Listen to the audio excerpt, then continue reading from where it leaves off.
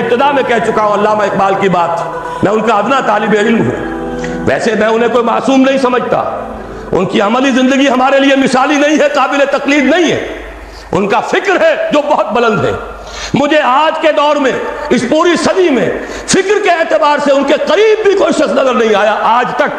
60ویں برس میں ہوں اپنی عمر کے میں، اور مطالعہ کر رہا ہوں کم سے کم 40 برس سے، لیکن یہ کہ اپنی جگہ ہے، عظمت ایک پہلو سے بہت ہے، دوسرے پہلو سے وہ ہمارے لیے کوئی واجب التقلید نہیں۔ عملی زندگی خود وہ کہہ گئے، اقبال بڑا اپدیشک ہے، من باتوں میں موہ لیتا ہے، گفتار کا یہ غازی تو بنا، کردار کا غازی بن نہ سکا۔ کوئی بات نہیں، اللہ معاف فرمائے گا عمل کو۔ بات صحیح کہی ہے، اور وہ یہ کہی ہے کہ دور ملوکیت میں اسلام کے چہرے انور پر جو پردے پڑ گئے تھے، آج وقت آیا ہے کہ ان پردوں کو اٹھا دیا جائے، ڈنکے کی چوٹ کہا جائے یہ زمینیں خراجی ہیں، کسی کی ملکیت نہیں ہے، کسی کے باپ کی جاگیر نہیں ہے، یہ سب مسلمانوں پر وقف ہے، ان کی بہبود کے لیے ہے، ان سے خراج براہ راست جائے، نیا بندوبست اراضی کیا جائے۔ جو پہلے کام کر رہے ہیں ان کا حق فائق ہے، الفضل للمتقدم پہلے موجود ہیں، جو کام کر رہے ہیں ورکیبل یونٹ بنا دیا جائے۔ اور یہ وہ بات ہے، سن 82 میں میں نے صرف 2 مہینے کی خطا کی تھی، ضیاء الحق صاحب کی شورا میں 2 اجلاس اٹینڈ کیے تھے، اور ڈنکے کی چوٹ کہا تھا کہ خدا کے لیے ایک کمیشن بٹھائیے، جید علماء بھی ہوں اس میں، جب وہ دیکھیں گے کہ موقع ہے سچ بات کہنے کا تو بہت سے حضرات انشاءاللہ تعالی حق بیان کریں گے، لیکن یہ کہ ان کو موقع دیجئے، تحفظ دیجئے، اور یہ کہ بندوبست اراضی کے ماہرین کو بٹھائیے، زمین کا ایک نیا بندوبست ہو جو اس ملک کے لیے مفید ہو، جو عوام کی بہبود میں ہو، جس سے عدل و انصاف کے تقاضے پیدا ہو، پورے ہو جائیں، اور سارا ریونیو بیت المال کو، خزانے کو، اس لیے کہ خراج کی رقم ہر مصرف میں آ سکتی ہے، دفاعی مصرف میں آ سکتی ہے، انتظامی مصرفوں میں آ سکتی ہے، جبکہ عشر اور زکوٰۃ صرف مسلمانوں کی بہبود پر خرچ ہو سکتا ہے۔ لیکن خراج کا معاملہ یہ ہے کہ بہت سی چیزیں جس کے لیے ہمیں ٹیکسیشن کا سہارا لینا پڑتا ہے، وہ سب کے سب بھی ہم اس خراج کی رقم سے پورا کر سکیں گے۔ بہرحال یہ بڑا مشکل کام ہے، اس مشکل ہی کے لیے دعوت دینے کے لیے آپ کی خدمت میں حاضری ہوئی۔ مشکل کے بغیر دنیا میں کبھی کچھ نہیں ہوا، قربانی کے بغیر کہیں اسے آپ توہین رسالت نہ سمجھ لیں، معاذ اللہ ثم معاذ اللہ، قربانی کے بغیر محمد الرسول اللہ والذین معہ،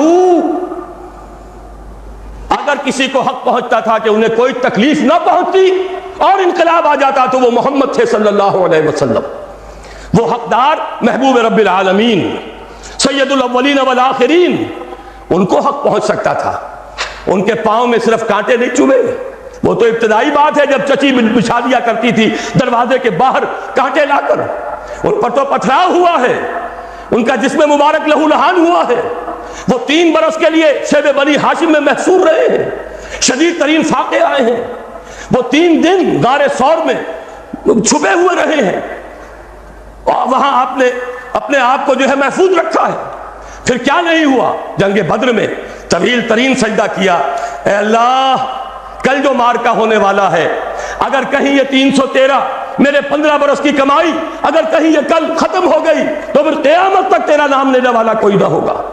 حضرت ابو بکر تھے جو جھونپڑی کے باہر پہرا دے رہے تھے ننگی تلوار کے ساتھ، انہوں نے عرض کیا حسبک حضور، بس کیجئے بس کیجئے۔ پھر کیا غزوہ احد میں دندان مبارک شہید نہیں ہوئے؟ کیا 70 صحابہ شہید نہیں ہوئے؟ جن میں ایک حمزہ بھی ہے رضی اللہ تعالیٰ عنہ، اسد اللہ و اسد رسول ہی تو ہے ہی، شگیت چچا بھی ہیں، خالہ زاد بھائی بھی ہیں، دودھ شریک بھائی بھی ہیں، ساتھ کے کھیلے ہوئے ہم جولی بھی ہیں، ان کی لاش آئی ہے، ناک کٹی ہوئی، کان کٹے ہوئے، پیٹ چاک کر کے کلیجہ چبا ہوا۔ اس کے بغیر انقلاب نہیں آیا تھا، اس کے بغیر نظام نہیں بدلتا۔ یہاں تو زرعی ٹیکس کوئی لگنے نہیں دیتا، مرکز سے ذرا سی کوئی پالیسی مجھے تو نہیں معلوم کہ کیا آئی ہوگی، مجھے کوئی توقع نہیں کہ وہاں سے کوئی خیر بھی آ سکتا ہے، لیکن یہ کہ کوئی ایسی تھی کہ وہ نازک مزاج شاہاں، ان کے لیے تو وہ بھی ناقابل برداشت ہو گئی۔ وہی آئی جے آئی کی حکومت مرکز میں، وہی آئی جے آئی کی حکومت یہاں، اور اس نے اس کے خلاف قرارداد پاس کر دی، اس لیے کہ ٹیکس نہیں دے سکتا، زمیندار نہیں، بیچارہ ایک تنخواہ دار ملازم 3000 4000 روپیہ جو آج کل کچھ بھی نہیں ہے، وہ تنخواہ لے رہا ہے، ایٹ سورس اس کا انکم ٹیکس کٹ جائے گا، انکم ٹیکس کٹے بغیر تنخواہ نہیں ملے گی۔ لیکن یہ کہ ان کے لیے کوئی ٹیکس نہیں، جو ٹیکس دینے کو تیار نہیں، جن پر ٹیکس نواز شریف صاحب لگا سکتے ہیں، نہ بے نظیر لگا سکی، نہ بے نظیر کا باپ لگا سکا، نہ نواز شریف صاحب کے جو سرپرست تھے وہ لگا سکے، ظاہر بات ہے کہ اس کے لیے تو جب تک جانی قربانی نہیں دی جائے گی، جب تک کہ ہزاروں لوگ اپنے خون کا نذرانہ دینے کو تیار نہیں ہوں گے، یہ ظلم کی رات ختم نہیں ہوگی۔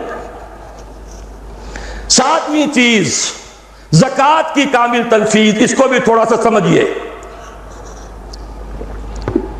بہت بڑا مذاق ہم نے اڑایا ہے شریعت اسلامی کا، بینک ڈپازٹ پر زکوٰۃ لگا دی، بڑا تیر مارا، زکوٰۃ نافذ کر دی، گویا کہ دھوکہ دیا لوگوں کو۔ ایک دھوکہ دیا زکوٰۃ آ گئی، دوسرا دھوکہ دیا سود گیا، جاء الحق وزهق الباطل، تو گویا کہ سارا کام تو ہو گیا، لیکن آدمی دیکھ رہا ہے نہ میرے حال کے اندر کوئی تبدیلی آئی، نہ سرمایہ داروں کی سرمایہ داری میں کوئی کمی آئی، نہ غریبی اور احتیاج ختم ہوئی۔ ہسپتالوں میں جا کے دیکھیے کس طرح دھکے مل رہے ہیں۔ وہ تو جن کے پاس بڑی بڑی فیسیں دینے کے لیے پیسے ہوں وہ جائیں، جو بھی نرسری ہومز ہیں بڑی سے بڑی وہاں پر جو فیس ادا کرے۔ غریب آدمی دھکا کھاتا ہے یا پانی لے کر آتا ہے، یا وہاں بھی لوٹ مار ہوتی ہے، پرچے لکھ دیے جاتے ہیں بازار سے جا کے دوا لے آؤ، اور اس میں سے بھی آدھی رکھ کر اسے آدھی استعمال کی جاتی ہے۔ یہ اس ملک میں ہو رہا ہے، جبکہ زکوٰۃ بھی آ گئی، سود بھی چلا گیا، جاء الحق بھی ہو گیا، زهق الباطل بھی ہو گیا، جبکہ کچھ بھی نہیں ہوا، دھوکہ ہی دھوکہ، فریب ہی فریب۔ صحیح کہا جنہوں نے کہا یہ سود کی نجاست میں سے ایک حصہ آپ نے لے لیا، 10%، 15% سود لیا تھا، 2.5% لے لیا، سود کا چوتھا پانچواں حصہ لیا ہے، اللہ اللہ خیر صلی اللہ، نجاست ہی نجاست ہے، اس سے کیا خیر وجود میں آئے گا۔ ہاں کچھ مولوی خوش ہو گئے، کچھ مدرسوں کے وظیفے بن گئے، کچھ حقیقی اور کچھ مصنوعی دفتروں صرف رجسٹروں پر لکھے ہوئے مدرسے، ان کے لیے زکوٰۃ شروع ہو گئی۔ یہ ہوا ہے زکوٰۃ کی بدنامی کا دو طرفہ کام۔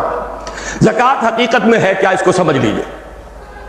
زکوٰۃ کے اعتبار سے بھی شریعت اسلامی کے روح سے مال جو ہے وہ دو قسم کا ہے۔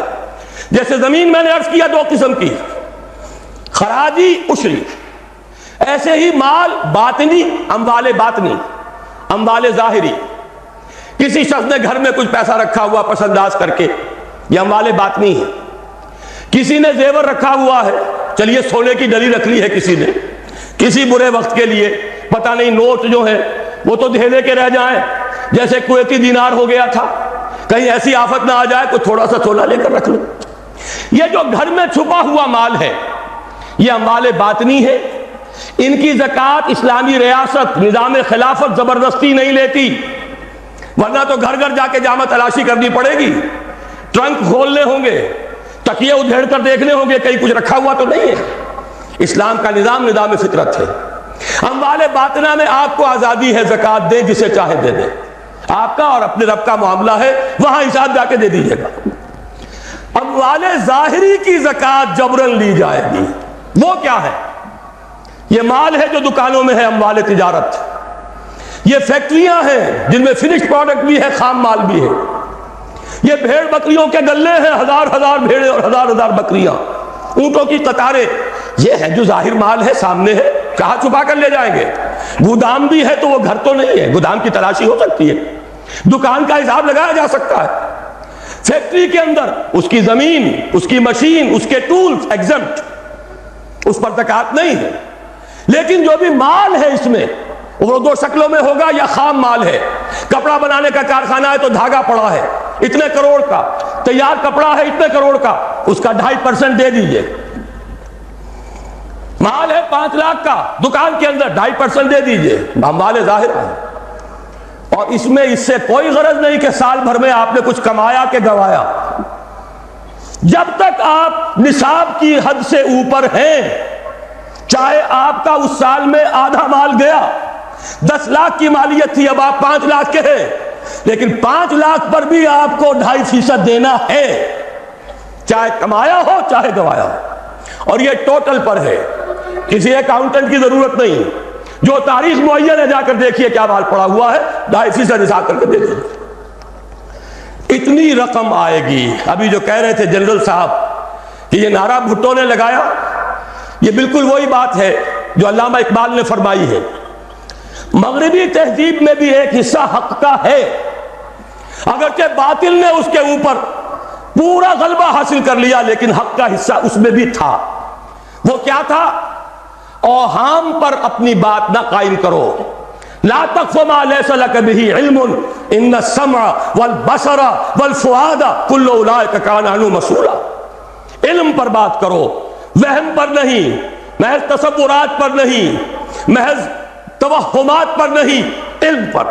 موقف تمہارا علم پر قائم ہونا چاہیے۔ یہ بات تھی، انہوں نے لی، توہمات کو ختم کیا۔ کھول آنکھ، زمین دیکھ، فلک دیکھ، فضا دیکھ، مشرق سے ابھرتے ہوئے سورج کو ذرا دیکھ۔ لہذا سائنس بڑھی، ٹیکنالوجی بڑھی، آئی ان کے ہاتھ، ترقی آئی۔ اسی طرح یہ سمجھ لیجئے روٹی، کپڑا اور مکان کوئی کافرانہ نعرہ نہیں تھا، یہ افراد کا بنیادی حق ہے، اور تاریخ انسانی میں پہلی مرتبہ عمر فاروق نے اس حق کا بیان کیا۔ اگر دجلہ اور فرات کے کنارے ایک کتا بھی بھوکا مر گیا تو عمر قیامت کے دن ذمہ دار ہوگا۔ کون مارکس ہے، کیا پدی اور کیا پتی کا شوربہ، کون کوئی جدید تصورات دینے والے ہوں گے؟ یہ کل کی پیداوار ہے اور آج ختم ہو چکے، آج ان کے چہروں پر کالک بری جا رہی ہے، آج ان کے مجسمے گرائے جا رہے ہیں۔ عمر فاروق کا فرمان یہ محمد کے غلام اور ایک ادنا تربیت یافتہ سپاہی کا فرمان ہے، یہ تا قیام قیامت قائم رہے گا۔ ہر شہری کی بنیادی ضروریات کی کفالت ہے جو نظام خلافت کے ذمہ ہے۔ اور اس میں تو جیسا کہ میں نے عرض کیا، اس میں تو حضرت عمر نے مسلمان نہیں کہا، صرف مسلمان نہیں، جانوروں تک بات پہنچا دی۔ اس کا مطلب یہ کہ غیر مسلموں کا بھی حق ہے۔ اس لیے کہ حضرت عمر ہی نے ایک مرتبہ دیکھا تھا، کسی صوبائی دارالحکومت کے دورے پر گئے تھے، کوئی ایک بڈھا غیر مسلم غالباً مجوسی تھا، وہ کچھ خیرات مانگتا پھر رہا تھا، بہت بوڑھا ضعیف۔ وہاں کے عامل سے حضرت عمر نے پوچھا یہ کیا معاملہ ہے، یہ خیرات مانگنے پر کیوں مجبور ہو گیا؟ انہوں نے کہا غریب ہے اور اس کے پاس کوئی ذریعہ نہیں ہے۔ فرمایا یہ بڑا ظلم ہے کہ جب یہ جوان تھا، کماتا تھا، ہم اسے جزیہ لیتے تھے، اور آج اگر یہ بوڑھا ہو گیا ہے اور اس کا کوئی والی وارث نہیں ہے تو ہم نے اسے سڑکوں کے اوپر بھیک مانگنے کے لیے چھوڑ دیا، اس کا بھی وظیفہ مقرر ہو جائے گا۔ یہ ذمہ داری، یہ کفالت عامہ ہر شہری کے لیے۔ اور یہ جان لیجئے تجارت میں اور صنعت میں یہ سارا فساد جو اس وقت ہے وہ اس وجہ سے ہے کہ عام آدمی، عام کسان، عام مزدور مجبور ہے کہ سرمایہ دار اور جاگیردار کی طرز پر کام کرے۔ نہ کرے گا تو کیا کرے گا؟ ٹریڈ یونین بنا لیجئے، وہ بھی جیبی ٹریڈ یونین بنا لیں گے، ان کے اپنے ایجنٹ ہوں گے۔ اب لڑیے، خون کس کا جائے گا؟ مزدور ایک دوسرے سے ٹکرائیں گے، کچھ حاصل نہیں۔ اسلام نے کیا نظام دیا ہے؟ آپ غریب کو ضمانت دے دیجئے، اگر تمہیں صحیح ویج نہیں مل رہی، تمہیں صحیح مبادلہ نہیں مل رہا اپنی محنت کا، مت کام کرو، تمہیں بھوکا نہیں مرنے دیا جائے گا، تمہاری بنیادی ضروریات کی کفالت ریاست کرے گی۔ اب ہوئی برابر کی چوٹ۔ اگر کارخانے دار کہہ سکتا ہے کہ اگر آپ کو یہ چیز منظور ہے کام کیجئے ورنہ جائیے، سب مزدور چلے جائیں گے، میں لاک اپ کر دوں گا، کارخانہ بند کر دوں گا، لیکن یہ کہ مزدور اس وقت یہ نہیں کہہ سکتا، وہ تو کہے گا جناب اسی تنخواہ پر کام کروں گا، اس لیے کہ ایک دن کام نہ کرے شاید بچ جائے، 2 دن کام نہ کرے بچ جائے، تیسرے دن فاقہ آئے گا، اس کے پاس کھانے کو نہیں ہے۔ لیکن اگر معلوم ہو میری ریاست خلافت اللہ فی الارض، وہ ضامن ہے، وہ رب العالمین ہے، اور اسی کی رب العالمین کا یہ مظہر ہے نظام خلافت، رحمت للعالمین کا سب سے بڑا مظہر محمد الرسول اللہ کی یہ نظام خلافت، یہ ضامن ہے، یہ مجھے بھوکا نہیں مرنے دے گا، یہ میرے بچوں کے لیے کوئی نہ کوئی چھت ضرور فراہم کرے گا، تو پھر اس کے پاس بھی بارگیننگ پاور ہے، وہ بھی قدم جما کر بات کرے گا کہ جناب یہ بیچ دیتے ہیں تو کام کروں گا ورنہ نہیں کروں گا۔ یہ ہے جو آسان ترین حل ہے۔ باقی یہ کہ جبر کیا تھا روس نے، اس کا حشر دیکھ لیا، اور سرمایہ دارانہ نظام اس وقت تو بڑا خوش ہے، اس کے ڈنکے بج رہے ہیں، اس کی فتح ہو گئی، سب سے بڑا دشمن سرنگو ہے، وہ تو سجدہ کیے ہوئے ہے۔ لیکن یہ کہ واقعہ یہ ہے سرمایہ دارانہ نظام کے اندر جو کنٹرڈکشنز ہیں، جو تضادات ہیں، اب وہ ظاہر ہوں گے۔ جب باہر مقابلہ تھا، اندر کی لڑائی ختم تھی، اب اندر سے فساد ابھرے گا، اندر سے ایکسپلوژن ہوں گے۔ یہ غیر فطری نظام، یہ غیر انسانی نظام، یہ غیر معقول نظام ختم ہو کر رہے گا۔ کاش کہ اس کی جگہ صحیح معتدل متوازن عادلانہ نظام خلافت، اس کا کوئی نمونہ ہم دنیا کے سامنے پیش کر دیں۔ اس وقت پوری دنیا کی طرف ہماری ذمہ داری ہے، ساری نوع انسانی کے ہم مقروض ہیں کہ ہمارے پاس ہدایت ہے، لیکن ہم اس پر خزانے کا سانپ بن کر بیٹھے ہوئے ہیں، نہ خود عمل کرتے ہیں نہ دوسروں کے سامنے نمونہ پیش کرتے ہیں۔ یہ خلافت کی تحریک اسی لیے ہے، یہ سارے نظام کو بدلنا پیش نظر ہے۔ آخری بات، کامل قانونی مساوات، یہ بھی لکھا ہوا ہے یہاں قریب ہے، پڑھی بھی جا رہی ہے بات۔ کوئی صدر مملکت، کوئی خلیفۃ المسلمین کوئی ترجیحی حقوق نہیں رکھتا۔ ابھی آپ سن چکے ہیں جنرل صاحب سے بھی، قانونی طور پر کامل مساوات یہ نہیں ہے کہ صدر امریکہ عدالت میں طلب نہیں کیے جا سکتے۔ کرنل اولیور نارتھ کی جو ہے جان پر بنی ہوئی ہے، ہیئرنگز ہو رہی ہے، پوری دنیا دیکھ رہی ہے، جھوٹا فریبی یہ کرنل، حالانکہ در حقیقت اصل فریبی، اصل بدماش وہ ریگن بیٹھا ہوا وائٹ ہاؤس میں عیش کر رہا ہے۔ حکم تو اس کا تھا، وہ تو ادنا غلام تھا، لیکن نہیں، اسے تحفظ حاصل ہے، وہ عدالت میں نہیں آ سکتا۔ یہ کہاں جائیں گے؟ ابھی ان کی رسائی نہیں ہے وہاں تک جہاں محمد عربی نے پہنچایا تھا نوع انسانی کو 1400 برس قبل صلی اللہ علیہ وسلم۔ وفداہ آباؤنا و امہاتنا، وہاں خلیفہ وقت بھی پیش ہوتا تھا، مدعی کی حیثیت سے بھی، مدعا علیہ کی حیثیت سے بھی، اسے اپنے کرتوں کا حساب دینا پڑتا تھا کہ کہاں سے بنا ہے۔ کوئی تحفظ نہیں تھا کہ میں خلیفہ ہوں، مجھ سے کہاں پوچھ سکتے ہو۔ وہ نظام، کسی کے لیے کوئی تحفظ نہیں۔ اسی لیے علامہ اقبال نے کہا تھا، یہ جو بھی کوئی خیر خوبی کئی پیچ ورک میں نظر آ جاتی ہے، یہاں کوئی ہے روشنی، یہاں کوئی روشنی ہے، یہاں کوئی آزادی ہے، یہاں تھوڑی سی مساوات ہے، یہ جو بھی خیر نظر آتا ہے، ہر کجا بینی جہان رنگ و بو، آنکھ خاک اشبر و ید آرزو، یاد نور مصطفیٰ اورا بہاست، یا ہنوز اندر تلاش مصطفیٰ۔ ابھی تو جہاں محمد رسول اللہ نے پہنچایا تھا نوع انسانی کو، ابھی تو انسان اس کی گرد کو نہیں پہنچ پایا۔ نظام خلافت میں ہمارے ہاں تو وہ تماشا بھی ہو گیا تھا، کسی ایم پی اے صاحب سے کسی پولیس آفیسر نے کچھ بات پرس کر لی، قیامت آ گئی، زلزلہ آ گیا، گویا کہ انہوں نے کہا ہم نے کروڑوں یوں ہی خرچ کیے، ہم نے یہ ساری دھاندلیاں یوں ہی کی تھی، ہم نے آپ کے ہر جھوٹ کو سچ اس لیے کیا ہے کہ ہماری عزت کا تحفظ نہ ہو۔ اور معجزہ ہوا پارلیمانی جمہوریت کا کہ ایک بات وہ تھی کہ جس پر حکومت کی پارٹی اور اپوزیشن پارٹی دونوں متفق، اس لیے کہ لوٹ مار میں تو دونوں متفق ہیں۔ لوٹ مار کا حال تو یہ ہے کہ کہا جاتا ہے کہ بیوی کیا کر رہی ہو، کیوں یہ گندے کپڑے باہر لا کر دھونے شروع کر دیے، اپنے ساتھیوں کو دیکھو ان کا بھی یہی حال ہے۔ یہ نہیں کہا کہ ہم پاک ہیں، یہ کہا کہ اگر ہم ناپاک ہیں، اگر ہم نے لوٹ مار کی ہے تو تمہارے ساتھی بھی لٹیرے ہیں۔ گویا کہ نصف لی و نصف لک وَهَذَا قَوْمٌ جَاهِلُونَ، کیوں یہ پردے اٹھا رہی ہو؟ یہ معاملہ در حقیقت اس نظام کے اوپر سب سے بڑا طنز جو صوبے کے سب سے بڑے ذمہ دار آدمی کی زبان سے نکلا ہے، وزیر اعلیٰ پنجاب، کہ بیوی کیا کر رہی ہو، ذرا اپنے آدمیوں کو بھی دیکھ لو۔ یہ ساری لوٹ مار انہوں نے بھی کی تھی کہ ہم ہی نہیں ہیں، سنتے ہیں اگلے زمانے میں کوئی میر بھی تھا، سب نے تم نے یہی کام کیے ہیں۔ اسلام میں کوئی تحفظ نہیں، قانونی مساوات، خلیفہ وقت بھی آئے گا عدالت میں، مدعی کی حیثیت سے آئے گا، اور اگر قانون اسلامی کے مطابق گواہی پیش نہ کر سکا اس کا دعویٰ خارج ہو جائے گا۔ علی مرتضیٰ رضی اللہ تعالی عنہ مدعی، قاضی شریح قاضی پوچھتے ہیں کہ یہ زرہ آپ کہتے ہیں کہ آپ کی ہے، یہودی کے کسی کے ہاں سے برآمد ہوئی ہے، بتائیے آپ کے پاس گواہ؟ فرمایا میرا بیٹا ہے حسن، میرا غلام ہے۔ قاضی فرماتے ہیں کہ نہیں جناب، شریعت اسلامی کی روح سے بیٹے اور غلام کی گواہی قابل قبول نہیں، کوئی اور گواہ ہے؟ فرمایا نہیں، دعویٰ خارج۔ کوئی شخص، قاضی شریح تو خیر بہت بڑی شے ہے، کوئی بات کا عام مسلمان بھی حضرت علی کے بارے میں یہ گمان کرے کہ وہ جھوٹ بول سکتے تھے تو ایمان کے لالے پڑ جائیں گے، ایمان ختم ہو جائے گا۔ کیا وہ جھوٹے مدعی تھے؟ ہرگز نہیں، لیکن قانون قانون ہے، قانون میں سب برابر ہوں گے۔ یہ ہے وہ مثال کہ جو دی گئی ہے۔ البتہ اس میں ایک اندیشہ ہوتا ہے کہ کچھ شریر لوگ کئی خلیفہ وقت کو مقدمے بازی ہی کے اندر گھیرے رکھے، اسے کوئی کام کرنے کا موقع نہ دے.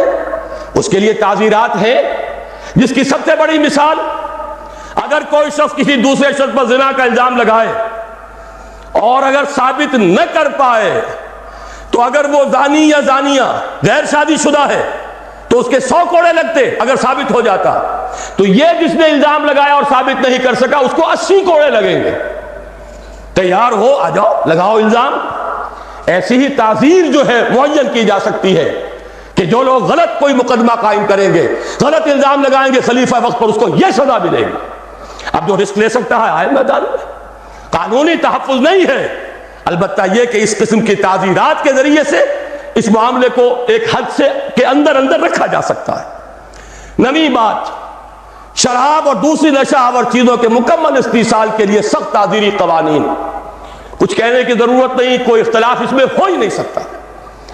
آخری بات جو ایک بات میں کئی باتوں پر مشتمل ہے، مخلوط معاشرت کا سد باب. مخلوط قومیت حرام، مخلوط معاشرت حرام. عورت اور مرد، ان کا جدا جسمانی نظام، جدا نفسیاتی ساخت، جدا ذمہ داریاں، جدا دائرہ ہائے کار. البتہ کوئی قدغن نہیں. ڈاکٹر بننا چاہتی ہے لڑکی بنے، مفید ہے، عورتوں کا علاج کرے گی، مردوں کے پاس جانے کی ضرورت نہیں ہوگی. لیکن اختلاط نہ ہو. ان کے اسکول علیحدہ، ان کے کالج علیحدہ، ان کے ہسپتال علیحدہ، ان کی یونیورسٹی کیوں علیحدہ نہیں ہو سکتی؟ اگر فرض کیجئے ضرورت ہے کہ یہ دنیا جو ہے اقتصادی دنیا ہے، انسان اکنامک اینیمل بن کر رہ گیا ہے اور ہمیں مقابلہ کرنا ہے، تو ہماری عورتیں بھی کام کریں، ہاتھ بٹائیں مردوں کا صنعتی پروڈکشن میں. کوئی حرج نہیں، اسلام نے حرام نہیں کیا، لیکن ان کے لیے کاٹیج انڈسٹری کا بندوبست کیجئے. گھر میں مال پہنچائیے اور لیجئے مال وہاں سے. یا ایسے انڈسٹریل یونٹس قائم کریں جن میں عورتیں کام کریں، عورتیں ہی سپروائز کریں. لہذا اور ان کے جو کام کے گھنٹے ہیں، اوقات کار کم رکھے جائیں تاکہ وہ گھر میں جا کر خاتون خانہ کے فرائض، فرائض، بیوی کے فرائض وہ بھی صحیح طور سے انجام دے سکیں. ورنہ یہ کہ وہاں اگر ملازم رکھ لیا تو یہاں باہر آ کر کام کیا تو حاصل کیا ہوا؟ قومی سطح پر تو ادھر سے کمائی کی ادھر دے دی. اس اعتبار سے خالص اکنامک اعتبار سے بھی قطعاً اس کی کوئی ضرورت نہیں. کاٹیج انڈسٹری اور علیحدہ انڈسٹریل یونٹس یہ سارے کیجئے. آخر آپ سوچئے، اگر زنانہ اسپتال میں نرس، لیڈی ڈاکٹر عورتیں ہیں، نرسیں بھی عورتیں ہوں، کوئی حرج نہیں. مردانہ اسپتال میں عورتیں کیوں نرس ہوں؟ جو سکینڈل ہوتے ہیں روز آتے ہیں، ڈاکٹروں اور نرسوں کے معاملات، پھر مریضوں اور نرسوں کے معاملات، روز کہانیاں آپ پڑھتے ہیں، لیکن یہ کہ آنکھ نہیں کھلتی. معلوم ہوتا ہے انگریز چھوڑ گیا ہے، وہ نائٹنگیل، اس کا کوئی پیدا کردہ نظام، وہ یہ دنیا میں چلتا رہے گا. میں نے تو عرض کیا نا کہ معلوم ہوا جو شے وہ چھوڑ گیا ہے، پارلیمانی نظام جمہوریت سے لے کر کرکٹ کے گیم تک پوری وفاداری کے ساتھ بشرط استواری، اسی کو ہم نے ایمان سمجھا ہوا ہے. اس سے نکل کر اور پھر یہ کہ عورت اگر باہر آئے مجبوراً، ستر اور حجاب کے احکام کی پابندی کرائی جائے گی.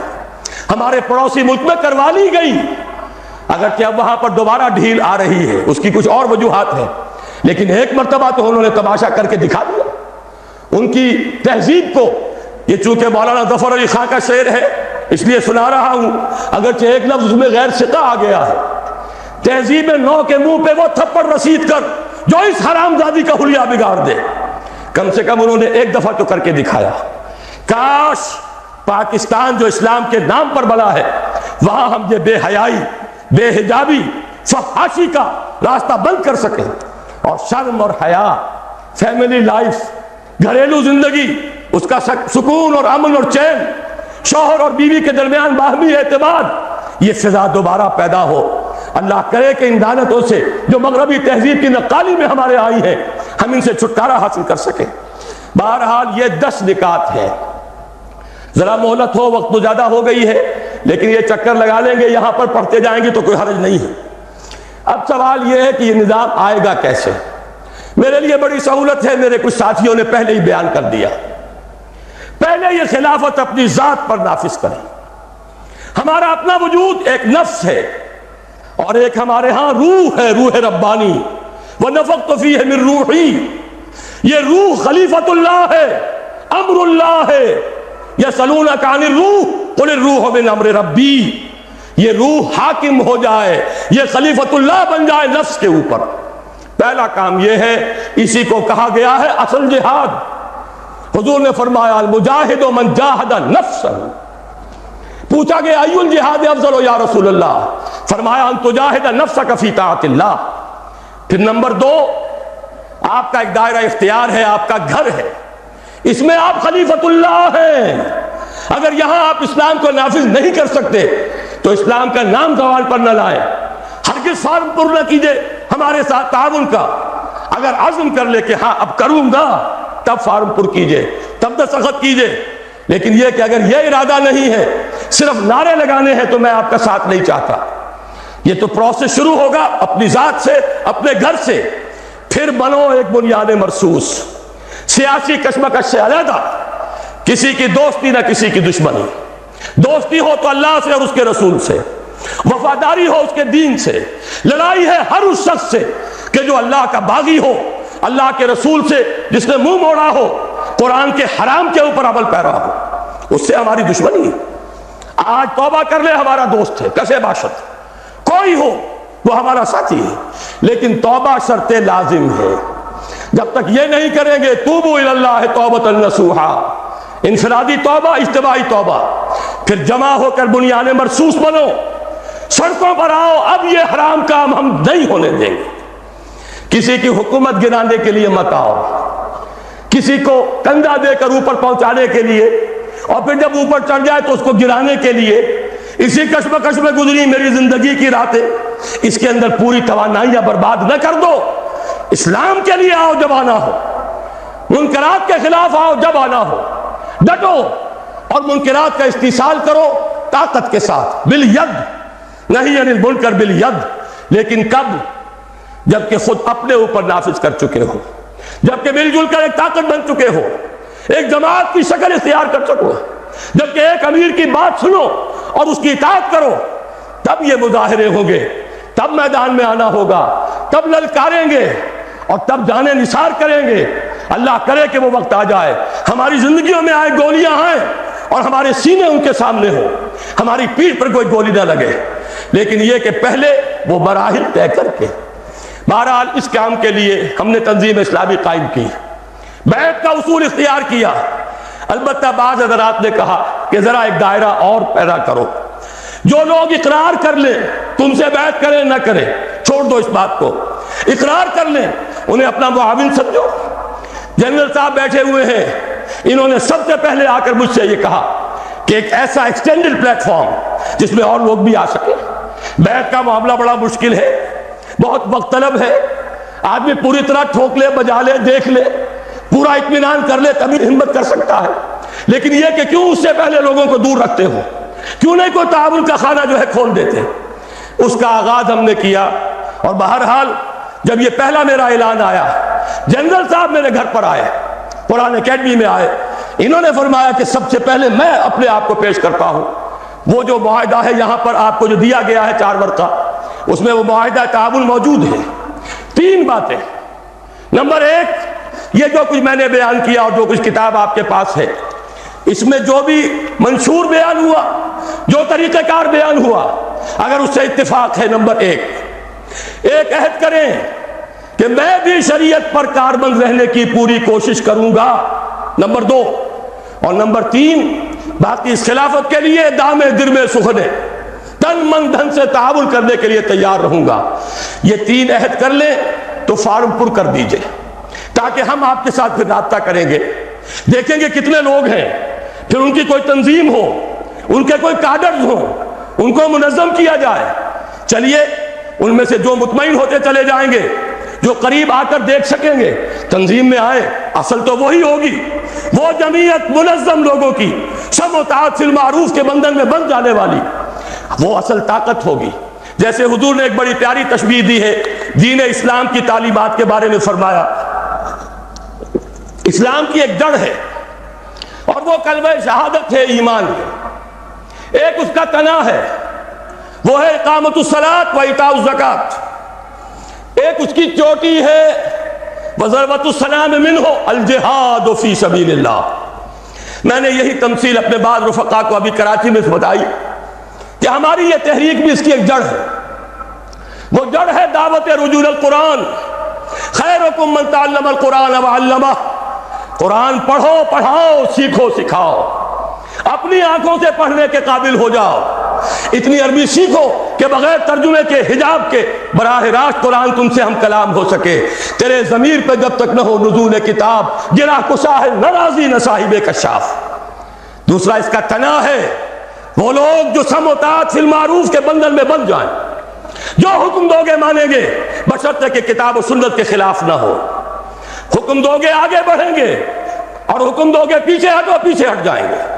یہ تنا ہے، یہ تنظیم اسلامی ہے، میری 15 برس کی اس کے اندر محنت لگی ہوئی ہے، 25 برس سے زیادہ کی محنت ہے وہ دعوت رجوع القرآن، انجمن خدام القرآن، قرآن اکیڈمی، قرآن کالج، اب کراچی میں اکیڈمی بن گئی ہے، اب یہ فیصل آباد میں بن رہی ہے، ملتان میں بن، ایک کام وہ ہے اصلھا ثابت، اصل جڑ وہ ہے، پھر ہے یہ تنظیم اسلامی، اور اب یہ تنا ہے۔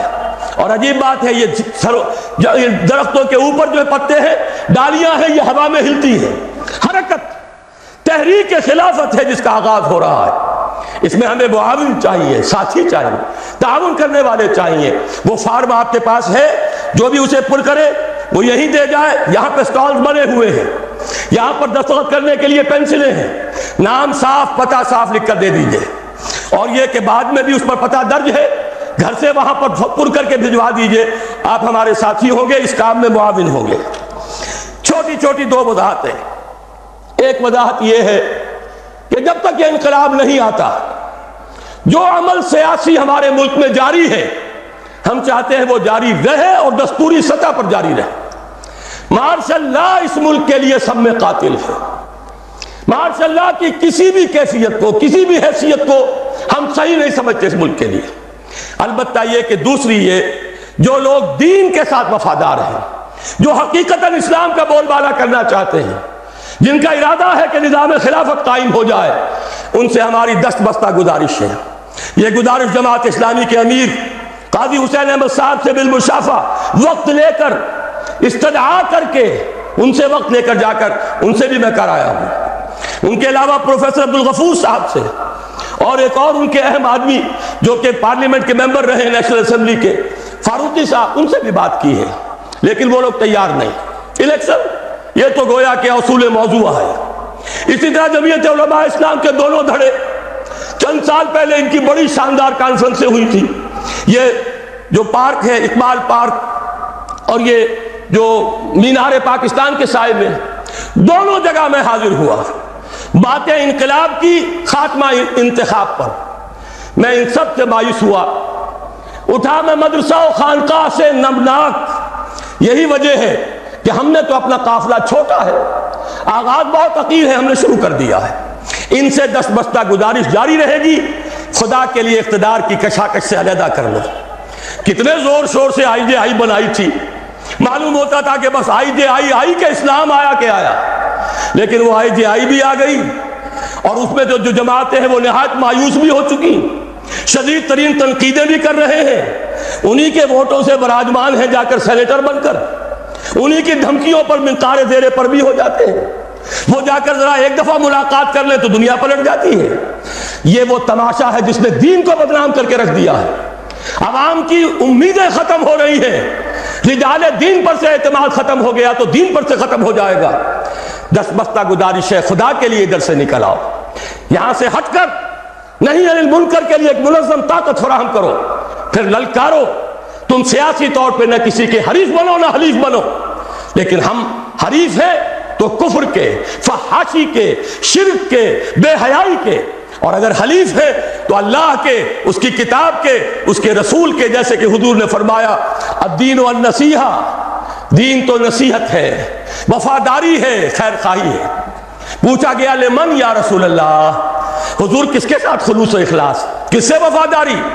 فرمایا للہ ولی کتابہ ولی رسولہ ولی ائمۃ المسلمین وعامتہم، سب کے ساتھ خیر خواہی، نصح، بھلائی چاہنا، اور سب سے بڑی بھلائی کیا ہے؟ کلمہ خیر، امر بالمعروف نہی عن الخیر، وَلْتَكُن مِّنكُمْ أُمَّةٌ يَدْعُونَ إِلَى الْخَيْرِ وَيَأْمُرُونَ بِالْمَعْرُوفِ وَيَنْهَوْنَ عَنِ الْمُنكَرِ وَأُولَٰئِكَ هُمُ الْمُفْلِحُونَ۔ اللہم ربنا اجعلنا منہم، پروردگار ہمیں بھی ان میں شامل کر، اور ان دوسری دینی جماعتوں کو بھی اسی لائے عمل کو اختیار کرنے کی توفیق عطا فرما۔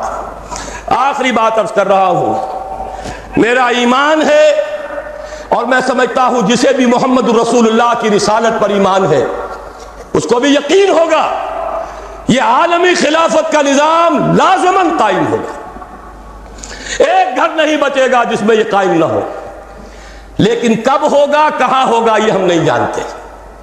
ہو سکتا ہے تمام مسلمان اس وقت کے اللہ تعالیٰ کے ہاں راندہ درگاہ ہو جائیں اور کسی غیر مسلم قوم کے ہاتھوں مسلمانوں کو پٹوایا جائے اور پھر اسی کے ہاتھ میں اسلام کا جھنڈا دے دیا جائے۔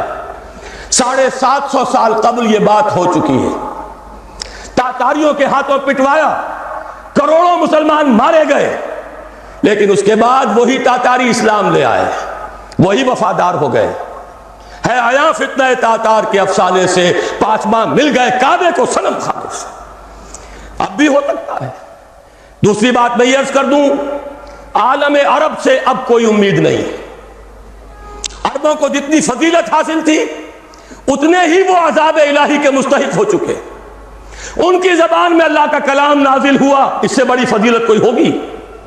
ان میں سے تھے محمد رسول اللہ صلی اللہ علیہ وسلم، اس سے بڑے فخر کی بات کوئی ہوگی؟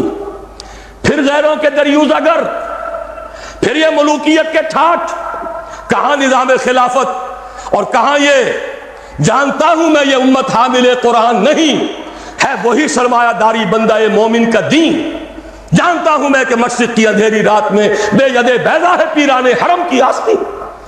ظاہر بات ہے کہ جب ان کا طرز عمل یہ ہے، کوئی روس کا پجاری تھا، کوئی امریکہ کے گھڑے کی مچھلی، کوئی ان کا نمک پروردہ، کوئی ان کی زیر حفاظت، وہ تو عذاب کے شکنجے میں آ چکے ہیں۔ نیو ورلڈ آرڈر جو جیو ورلڈ آرڈر ہے، یہ عالم صہیونیت اس کے 100 برس کے خوابوں کی تعبیر ہے جو ہو رہی ہے۔ 1898 میں انہوں نے ایک نقشہ بنایا تھا، 1948 میں 50 برس بعد اسرائیل قائم ہو گیا، اور اب 3-4 برس کے اندر اندر گریٹر اسرائیل نظر آ رہا ہے، دیکھنے والے دیکھ رہے ہیں، حقیقت میں تو بن چکا ہے۔ یہ تو صرف اشک سوئی ہے عربوں کی، جو یہ بیکر صاحب 6واں دورہ اور 7واں دورہ اور 8واں دورہ، اور آج یروشلم میں اور کل قاہرہ میں اور پرسوں عمان میں، یہ سب دھوکہ اور فریب۔ کچھ گیدڑ بھپکیاں بھی اسرائیل کو دیتے ہیں، لیکن ڈٹا ہوا ہے وہ، اور نظر آ رہا ہے اب تو یہ ہے کہ اگر مسلمان ممالک میں کسی میں یہ خلافت کے نظام کا چرچا ہو سکتا ہے تو میں یہ سمجھتا ہوں کہ سب سے بڑا حق بھی ہے اور سب سے بڑا فضل بھی ہے اللہ کا کہ پاکستان سے ہو۔ 400 برس کی تاریخ، سارے عظیم مجددین امت یہاں پیدا ہوئے، مجدد الفسانی، شاہ ولی اللہ دہلوی، شہیدین کی تحریک جن کا خون جذب ہوا یہاں بالا کوٹ میں، پھر اس دور میں علامہ اقبال جیسا نابغہ، مولانا ابوالکلام آزاد جیسا داعی القرآن، اگرچہ بعد میں وہ صرف آزادی ہند کی تحریک کے لیے خاص ہو گئے، مولانا مودودی جیسا مفکر اور مصنف، اسی طریقے سے مولانا الیاس صاحب کی جماعت، اتنی عظیم حرکت، یہ سب کے سب جو ہے کچھ اشارات ہیں فطرت کے۔ پھر پاکستان کا اسلام کے نام پر قائم ہونا، پوری دنیا میں ایک ملک، اور میں تو اس سے بھی آگے بڑھ کر ایک بات کہتا ہوں، اللہ تعالیٰ کا ایک اصول ہے، قانون ہے، جہاں بیماری پیدا ہوئی اس سے پہلے اس کا علاج بھی پیدا فرما دیتا ہے۔ یہ حدیث مجھے نہیں معلوم سند کے اعتبار سے اس کا کیا مقام ہے، لیکن عام طور پر بیان ہوتی ہے، حدیث نہیں تو ایک حکیمانہ قول ہے، ما انزل اللہ من دائن الا انزل لہ دوال، اللہ نے کوئی بیماری نازل نہیں کی جس کی دوا بھی نہ اتار دی ہو۔ اور مولانا حالی نے بھی کہا تھا کوئی مرض ایسا نہیں ہے کہ جس کی دوا حق نے کی ہو نہ پیدا۔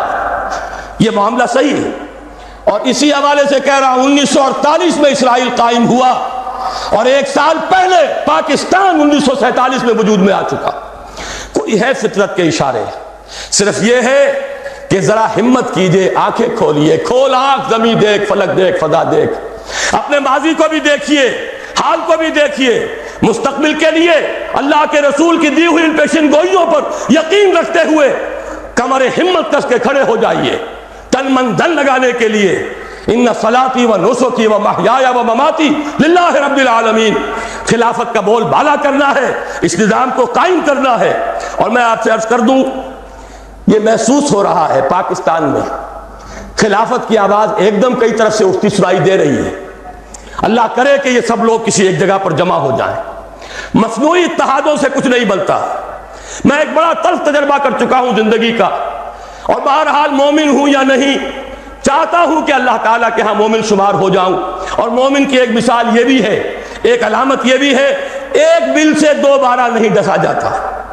متحدہ شریعت محاذ کا تجربہ میں نے کر لیا، بڑے بڑے جغادری علماء کو دیکھ لیا، ان کے آپس کے سر پھٹبل کو دیکھ لیا، ان کی دھواں تقریروں کو دیکھ لیا، جب وقت آیا تو جھاگ کی طرح بیٹھ جانے کو دیکھ لیا، 27 رمضان المبارک کا الٹیمیٹم دینا بھی دیکھ لیا، اور رمضان کے شروع ہونے سے پہلے ہی اپنے اس الٹیمیٹم سے میں باز آیا، محبت سے اٹھا لو پاندان اپنا، یہ منظر بھی دیکھ لیا۔ اب اس طرح کے کسی انمل بے جوڑ اتحاد کے لیے قطعاً طبیعت میں آبادگی نہیں۔ لاؤ کام کرے، ہمت کرے، اعتماد ہو تو ساتھ ملے، معاون بنے، لیکن کوئی مصنوعی اتحاد وہ سوائے اس کے کہ آپس میں اقتدار کی کشاکش شروع ہو جائے کچھ حاصل نہیں۔ تاہم مبارک ہے، یہاں بھی میں مشکور ہوں، بہت سے ادارے جو اب کچھ خلافت کے لیے کام کر رہے ہیں، کچھ کرنا چاہ رہے ہیں، ان کے نمائندہ حضرات بھی یہاں آئے ہیں، میں نے انہیں دعوت خاص پر مدعو کیا اور وہ تشریف لائے ہیں، میں ان کا ممنون ہوں۔ اللہ کرے کہ یہ بات آگے بڑھے اور اس کے اندر ہم کام کر سکیں۔ یہ ہو سکتا ہے کہ اگر ہم یہ کام کر گزرے تو علامہ اقبال سے یہ بات شروع ہوئی تھی، علامہ اقبال ہی کے ایک مصرے پر ختم کر رہا ہوں، اگر یہ شرطیں ہم پوری کریں، یہ طریقہ کار اختیار کریں، اگر ہم اللہ تعالیٰ کے فضل و کرم سے، اس کی توفیق سے اجتماعی توبہ کریں، اپنے گھروں میں خلافت قائم کریں، اللہ تعالیٰ اس عرض پاکستان پر بھی خلافت قائم کر دے۔ کوئی بعید نہیں، بلکہ مجھے تو بہت امید ہے، اگرچہ فوری نہیں، وقت لگے گا، ہو سکتا ہے زلزلہ آئے، ہو سکتا ہے ہماری کوئی اور شامت آئے، ہم پر کوئی اور عذاب کا کوڑا برسے، لیکن مجھے توقع یہی ہے ان دی لانگ رن کہ اسی عرض پاکستان سے عالمی خلافت کا آغاز ہوگا۔ لیکن جو لوگ عالمی خلافت کی بات کرتے ہیں انہیں یہ سوچ لینا چاہیے، اس کا فطری اور عقلی طریقہ صرف یہ ہے کہ پہلے کسی ایک خطہ ارضی میں وہ نظام قائم ہو، تب آگے پھیلے گا۔ گھر میں بیٹھ کر پورے عالم کی باتیں کرنا بہت آسان، وہاں تو شاہ فہد بیٹھے ہوئے ہیں، لمن الملک اليوم، بادشاہی تو ان کی ہے، billions and billions of dollar کے محل تو ان کو بنتے ہیں، اپنی ملوکیت کے تحفظ کے لیے یہود و نصارہ کی فوجیں لا کر جزیرہ نما عرب میں انہوں نے بٹھائی ہیں۔ کون خلافت کو ماننے والا ہے؟ یہاں غنیمت سمجھو کہ کم سے کم آزادی ہے، بات کر سکتے ہو، اگر تم نظم کو نہ توڑو، بدامنی نہ کرو تو حق حاصل ہے یہاں پر تحریک چلانے کا، منظم ہو، پرامن ہو، دستور آپ کو حق دیتا ہے، حق کہیے، حق کا بول بالا کرنے کے لیے جب طاقت ہو تو میدان میں آ جائیے، گولیاں کھائیے، جانے دیجیے، کوئی آپ کے اوپر قدغن نہیں ہے۔ کیا عجب کہ اللہ تعالیٰ اس سرزمین کو چن لے، ہمیں توفیق دے، اور اس کے نتیجے میں میرے عرب کو آئی ٹھنڈی ہوا جہاں سے، میرا وطن وہی ہے، میرا وطن وہی ہے، کاش کہ اس شعر کا مصداق کامل ارض پاکستان بن جائے۔